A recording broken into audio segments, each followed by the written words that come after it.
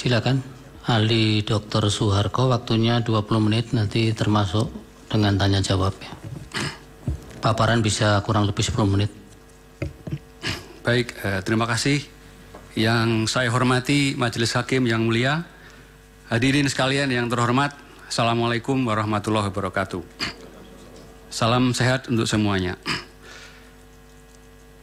Yang mulia, selama saya mengamati proses pemilu tahun 2024 ini, saya melihat bahwa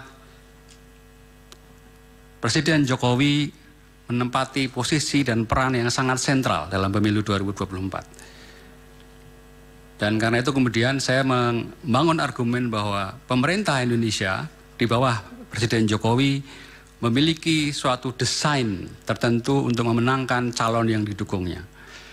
Jadi pertama saya ingin berangkat dari dua argumen utama saya. Yang pertama adalah pemerintah Jokowi menjalankan suatu desain sistematis untuk mempengaruhi perilaku pemilih atau voting behavior untuk memenangkan paslon nomor 2. Dan dalam konteks desain itu, faktor penting atau variabel penting di dalam desain itu adalah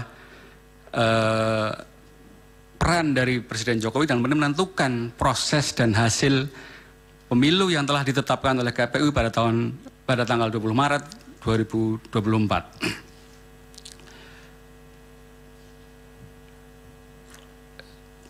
Saya menduga bahwa kenapa Jokowi memiliki peran sentral dalam pemilu tahun 2024 itu adalah sebuah strategi pemenangan yang disusun oleh tim pemenangan 02. Yang dalam hal ini menurut saya mereka mendasarkan pada berbagai hasil survei politik yang dalam kurun waktu pemilu sejak tahun 1999 sampai tahun 2019 ini itu secara konsisten ada dua variabel utama yang mempengaruhi perilaku pemilih.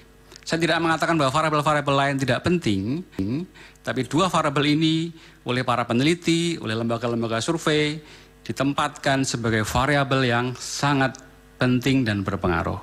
Dua variabel itu adalah variabel kondisi atau kinerja ekonomi nasional dan variabel kepemimpinan atau leadership atau juga sering disebut dengan ketokohan dari calon petahana. Yang pertama, variabel kondisi ekonomi nasional kita. Secara umum, secara global, dalam banyak pemilu di berbagai negara, ketika kondisi ekonomi itu stabil, tidak ada gejolak ekonomi yang berarti, tidak ada krisis ekonomi, itu akan membawa pada suatu generalized perception di kalangan masyarakat bahwa kondisinya baik-baik saja, sehingga mereka akan cenderung untuk mengarahkan pilihannya pada calon petahana. Dan di Indonesia, meskipun kita mengalami COVID-19 pada tahun 2020 sampai 2022, kita melihat bahwa pemerintah Indonesia relatif mampu mengendalikan dan bahkan kemudian secara perlahan mampu memulihkan, merecovery ekonomi dari terpaan krisis dan pandemi COVID-19. Karena itu kemudian secara ekonomi nasional kecenderungannya bahwa warga pemilih itu akan cenderung pada petahana atau pada pemerintah atau yang didukung oleh pemerintah yang berkuasa. Yang kedua adalah variabel kepemimpinan atau ketokohan. Nah, dari pemilu tahun 1999 sampai pemilu tahun 2014 misalnya, ketokohan menjadi suatu variabel yang sangat dipertimbangkan oleh pemilih ketika mereka menentukan pilihannya di TPS, gitu ya. Dan kita bisa melihat capaian yang dimiliki oleh Presiden SBY tahun 2004 dan tahun 2014, kemudian Presiden Jokowi tahun 2014, 2019, itu semuanya menunjukkan bahwa keduanya memiliki ketokohan yang luar biasa, ketokohan yang kuat, yang kemudian direkognisi oleh para pemilih dan kemudian dipilih sebagai presiden. terkait khusus dengan Presiden Jokowi, saya kira kita semua sudah sering melihat berbagai penggambaran ketokohan dari Jokowi sebagai figur tokoh yang sederhana, yang baik hati, yang peduli, atau sering juga disebut dengan pro rakyat, yang populis, suka terjun ke masyarakat dengan cara belusuan, dan sebagainya. Semuanya menunjukkan bahwa tokoh Jokowi adalah figur yang merakyat, yang kuat di benak pikiran para pemilih. Karena itu kemudian saya berhipotesa bahwa kalau seandainya Undang-Undang Dasar kita memungkinkan 3 periode dan Pak Jokowi itu maju kembali, saya menduga beliau tidak susah untuk menang kembali. Dan saya kira juga menduga bahwa ketika kemudian Presiden Jokowi mengendorse salah satu paslon, maka kemungkinan yang di-endorse juga akan mudah dalam memenangkan kompetisi pemilu tahun 2024. Saya ingin fokus pada figur Presiden Jokowi sebagai sebuah kunci kemenangan. Ketika paslon nomor 2 berhasil atau mampu menempatkan Jokowi sebagai tokoh yang ada dalam pihaknya, maka menurut saya paslon nomor 2 sudah menggenggam sebuah kunci atau kartu kemenangan. Dan kemudian inilah yang kemudian mendasari saya kira titik awal bagaimana kemudian ketidaknetralan, keberpihakan dari seorang presiden yang seharusnya berdiri di atas kaki semua rakyat Indonesia, tidak berpihak, itu terjadi. Keberpihakan Presiden Jokowi juga kemudian sangat jelas ketika kemudian tanpa ragu, tanpa rasa malu, bahkan mungkin kalau orang Jawa orang patut, itu kemudian melakukan tindak nepotisme dengan memaksakan anak sulungnya sebagai calon presiden melalui putusan MK nomor 90. Nah, kemudian ketika kemudian strategi pemenangan ini sudah firm, maka kemudian saya melihat bahwa pemerintahan Presiden Jokowi melakukan serangkaian tindakan-tindakan politik untuk memenangkan paslon nomor 2. Yang pertama, dan sudah sering sekali disampaikan di dalam forum ini, adalah kebijakan dan implementasi penyaluran bansos. Pada titik ini saya ingin menambahkan bahwa bansos bagi warga, bagi pemilih, itu memberikan suatu rasa aman. Karena pada umumnya penerima bansos adalah mereka yang dalam kondisi ekonomi yang rentan. Dan ketika kerentanan itu dilindungi oleh suatu penggelontoran bansos, maka rasa aman itu akan muncul. Kenapa rasa aman? Karena kita hidup dalam sebuah sistem kapitalistik di mana persaingan dan akumulasi kapital sangat terasa sekali, sangat ditekankan. Dan dalam konteks persaingan itu akan ada banyak pihak yang tersingkir, yang tereksklusi, yang kalah. Dan negara seharusnya memang hadir untuk melindungi mereka-mereka yang kalah ini. Kelompok menengah bawah, kelompok bawah adalah mereka yang biasanya tersingkir oleh sistem kompetisi ini. Celakanya kemudian adalah bahwa sistem perlindungan ini kemudian disalahgunakan untuk pemenangan pemilu. Kedua adalah upaya-upaya untuk menguatkan citra Presiden Jokowi. Dan ini saya kira sangat jelas dilakukan melalui berbagai kebijakan, terutama melalui berbagai propaganda, melalui berbagai siaran dalam media-media sosial, televisi, dan seterusnya. Yang ketiga adalah pelanggengan hegemoni kekuasaan Jokowi. Hegemoni yang dilakukan oleh Presiden Jokowi tidak dengan cara yang represif, tapi dengan cara yang halus dan intens. Apa yang seringkali disampaikan oleh para ahli sebagai praktek new developmentalism atau pembangunanisme baru sebagai sebuah mantra, sebagai sebuah ideologi pembangunan oleh Presiden Jokowi, itu sebuah ideologisasi pembangunan yang relatif diterima oleh banyak pihak. Dan kunci dari pembangunan ekonomi Indonesia saya kira juga terletak pada ideologi pembangunan seperti itu. Sudah 10 menit, mungkin langsung kesimpulan. Baik, terima kasih Yang Mulia. Dan terakhir adalah cara yang ditempuh oleh Jokowi adalah melalui mobilisasi alat dan aparat negara. Kita tahu dalam sistem presidensial, presiden memiliki kekuasaan yang sangat besar, kepala pemerintahan dan sekaligus kepala negara, dan setiap perintah yang dia berikan, entah itu eksplisit, simbolik, maupun implisit, itu akan diikuti oleh gerak oleh semua aparat negara di bawahnya. Saya kira demikian yang saya sampaikan sebagai pengantar. Yang mulia, terima kasih. Dari pemohon, ada yang diperdalam? Kami akan memperdalam melalui Saudara Roni Talapesi dan Saudara Tama Langkun, Yang Mulia. Terima kasih. Silakan Pak Roni. Terima kasih, Mulia. Dari pemaparan ahli menyampaikan terkait dengan grand design dari Presiden Joko Widodo yang mempengaruhi perilaku pemilih untuk pemenangan paslon 02. Saudara ahli, pertanyaan saya, mengapa Presiden Joko Widodo memegang peran sentral dalam kemenangan paslon 02, padahal Presiden Joko Widodo bukanlah kontestan dalam Pilpres 2024. Apakah ini karena Saudara Gibran adalah anak dari Presiden Joko Widodo? Yang kedua, apakah yang menyebabkan penurunan suara calon Presiden 03 di dalam basis-basis PDI Perjuangan seperti di Bali, Jawa Tengah, Sumut, NTT, dan lainnya, karena ini merupakan anomali? Apakah ini kaitannya dengan grand design dari pemerintah melalui contohnya bansos ataupun intimidasi ataupun netralitas aparat? Yang ketiga, seberapa signifikan ketidaknetralan keberpihakan Presiden Joko Widodo kepada paslon 02 terhadap mobilitas konsolidasi kekuasaan yang memenangkan paslon 02.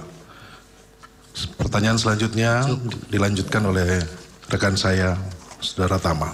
Silakan. Terima kasih Yang Mulia. Saudara ahli, terkait dengan pertanyaan yang saya ajukan adalah saya minta pandangan akademik saudara terkait dengan kepuasan masyarakat terhadap pemerintahan Pak Joko Widodo yang kemudian dianggap berimbas hanya kepada pasangan 02. Kenapa hal itu terjadi? Padahal kalau kita lihat secara seksama bahwa partisipasi atau pihak-pihak yang ikut kerjasama dengan pemerintahan hari ini adalah juga dari paslon lainnya. Itu yang pertama. Yang kedua, Prof. Soeharto pernah menyinggung istilah hari ini telah ditetapkan the new departmentalism. Nah, yang ingin saya ketahui adalah apakah istilah tersebut yang hari ini sedang berlaku itu ada kemiripan dengan era Orde Baru. Terima kasih. Dari termohon, cukup. Dari pihak terkait, cukup. Satu aja, Prof. Yang Mulia, satu aja. Silakan. Ya, terima kasih saudara ahli ya. Sebenarnya kami tidak ingin mengajukan pertanyaan yang terlalu mendalam karena makanya kami ajukan satu saja sederhana. Iya. Dari hasil pemaparan ini ada ya risetnya ya, saudara ahli lakukan sejak kapan untuk memotret semua peristiwa dan keadaan, karena tadi banyak sekali variabel berpengaruh di sini. Presiden sebagai sentra kekuasaan yang punya impact terhadap kemenangan atau semacam insentif elektoral kepada pasangan yang terpilih saat ini. Itu diriset kapan dan seperti apa pendekatan yang dipakai untuk memotret persoalan ini? Terima kasih. Baik, dari Bawaslu cukup. Dari Hakim, Yang Mulia Pak Daniel, dipersilakan. Baik, terima kasih Yang Mulia Pak Ketua. Ahli mungkin bisa membantu memberikan pengayaan dalam kaitan dengan peran presiden ya. Kalau tadi ahli menguraikan bahwa ada sekitar 70% tingkat kepuasan masyarakat dalam proses pemilu, 2 pemilu sebelumnya, ini ada anomali karena gini, 2 pemilu sebelumnya, baik di Sumatera Barat maupun di Aceh, itu dimenangkan oleh Pak Prabowo.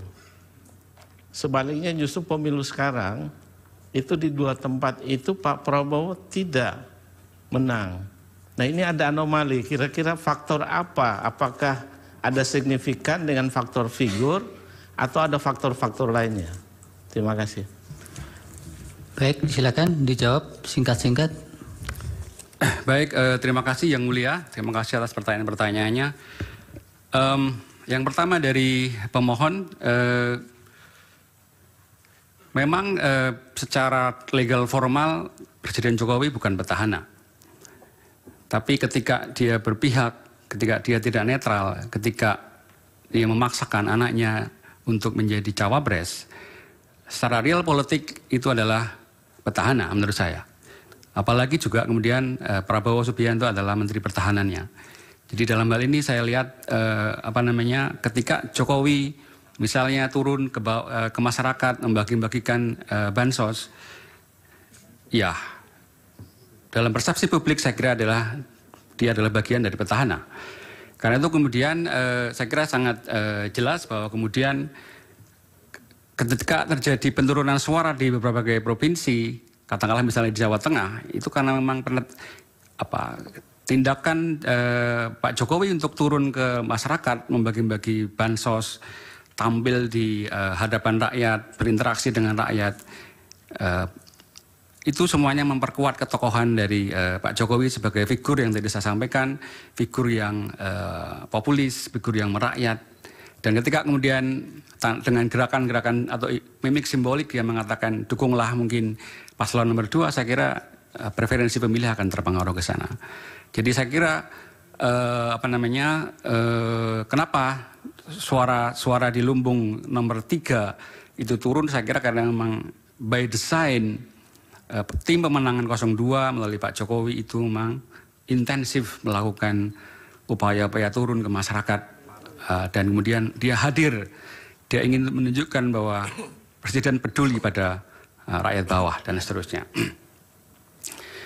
Saya kira sangat signifikan bagaimana ketidaknetralan Presiden Jokowi itu pada mobilisasi dan kemudian berimplikasi pada kemenangan dari kubu 02 ya. Karena sekali lagi tadi saya katakan bahwa Presiden kita adalah orang yang sangat powerful.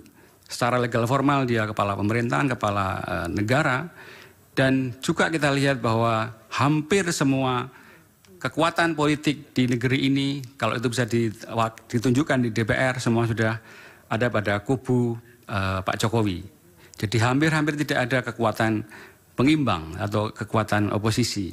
Jadi ketika Pak Presiden Jokowi ingin menjalankan berbagai upaya untuk memenangkan, maka saya kira tidak akan terlalu sulit untuk memberikan perintah, entah itu eksplisit, implisit, maupun mungkin secara simbolik.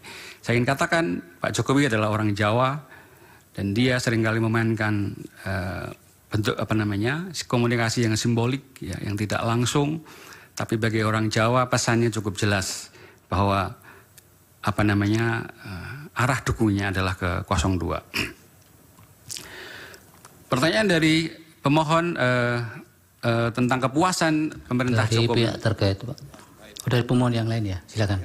Masih lanjut. Oke, maaf tadi dari Pak Tama belum sempat saya jawab. Ya. Jadi dengan endorsement ke 02 itu kemudian kepuasan dari masyarakat terhadap kondisi ekonomi kita itu kemudian dengan sendirinya mengalir pada 02. Tentang New Developmentalism, saya kira ada kemiripan dengan apa yang diterapkan pada masa Orde Baru. Pada masa Orde Baru kita mengenal istilah pembangunanisme. Pada era sekarang kita mengenal pembangunanisme baru.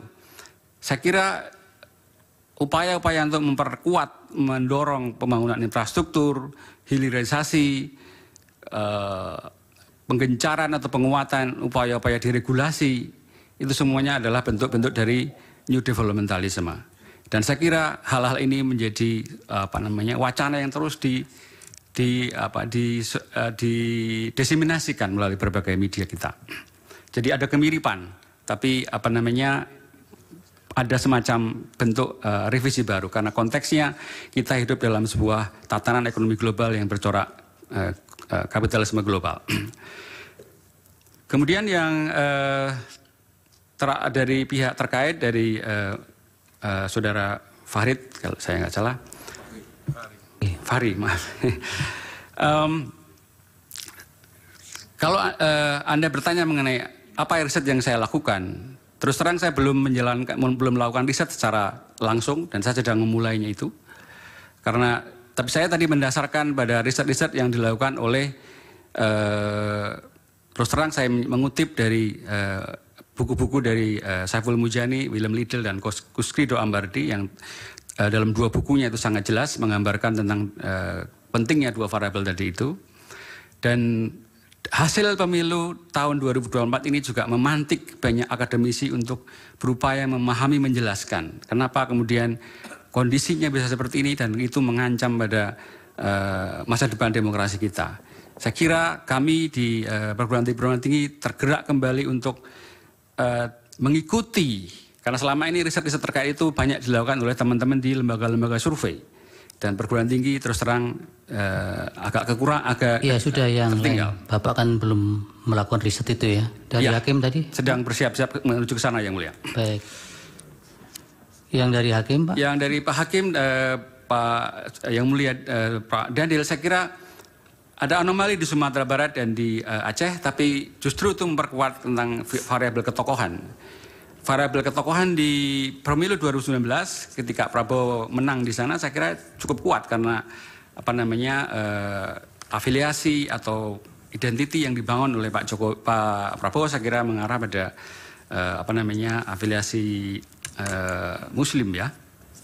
Dan dukungan karena Pak Prabowo kemudian beralih mendukung Pak Jokowi dalam pemerintahan, maka dukungan itu dialihkan kemudian ke tokoh lain. Dalam hal ini adalah pasangan nomor urut 1. Jadi pergeseran ini saya kira juga justru memperkuat variabel tentang ketokohan tadi. Jadi masyarakat tidak diam tapi juga berpikir secara kritis seolah-olah mohon maaf ini menghukum paslon nomor 2. Karena dianggap mungkin beralih dukungan dari menuju pada Pak Jokowi yang dulu mungkin tidak dipilih tidak menang di Sumatera Barat dan di Aceh. Saya kira iya sudah cukup. Terima kasih Yang Mulia. Terima kasih keterangannya. Mudah-mudahan bermanfaat untuk Mahkamah Konstitusi dalam mengambil putusan. Selanjutnya